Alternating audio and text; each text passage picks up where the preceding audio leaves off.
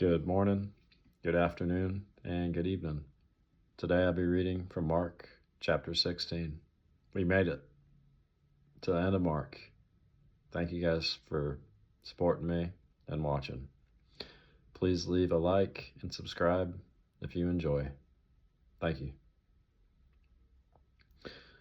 When the Sabbath was over, Mary Magdalene, Mary the mother of James, and Salome bought spices so that they might go to anoint Jesus' body.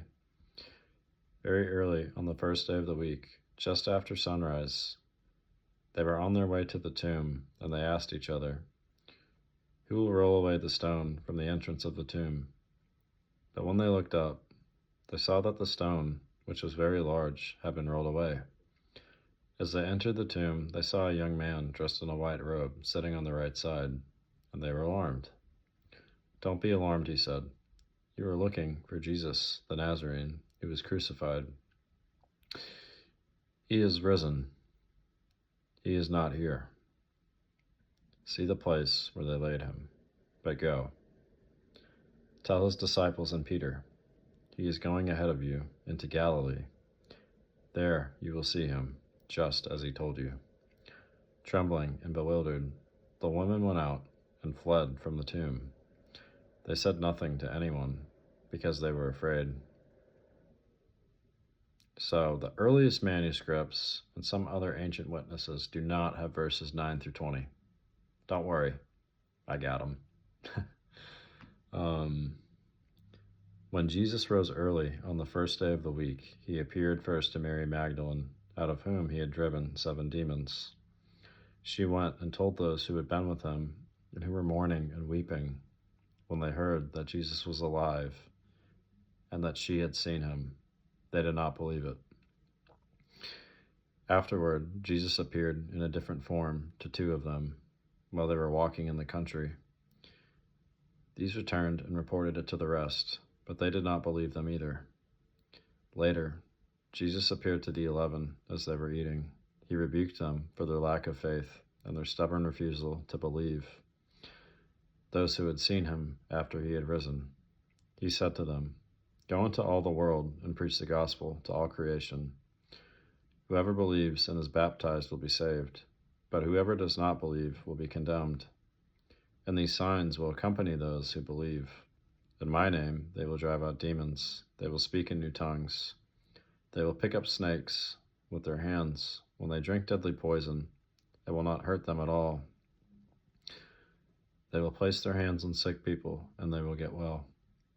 After the Lord Jesus had spoken to them, he was taken up into heaven, and he sat at the right hand of God.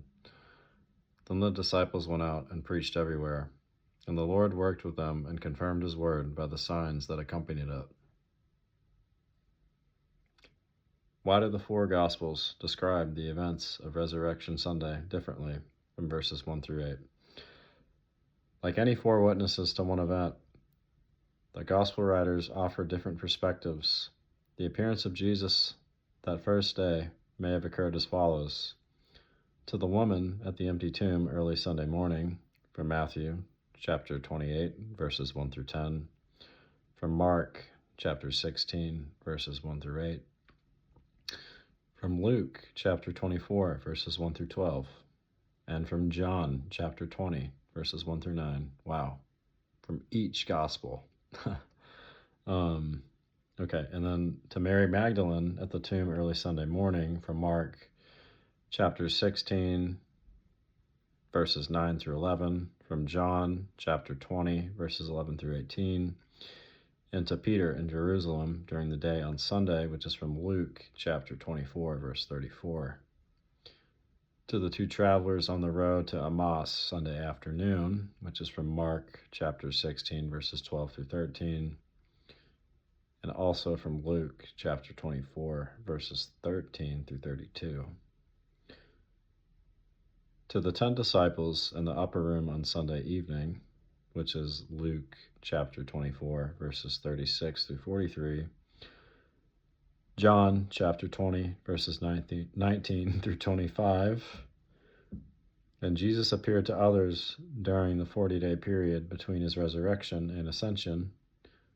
One of those appearances was to the 11 disciples in the upper room a week after the resurrection. The reference for that is Mark chapter 16, verse 14, and John chapter 20, verses 26 through 31. Why was Peter given special notice from verse 7? Peter was often the spokesman for the 12. Jesus had promised to build his church on Peter's confession of faith. Mark chapter 16, verses 16 through 19. Because Peter had recently denied Jesus 3 times. Mark chapter 14, verses 66 through 72.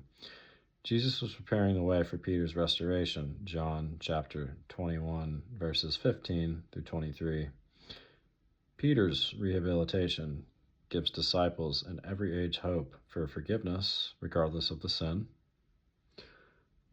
And why would Jesus have told believers to pick up snakes and drink deadly poison from verse 18?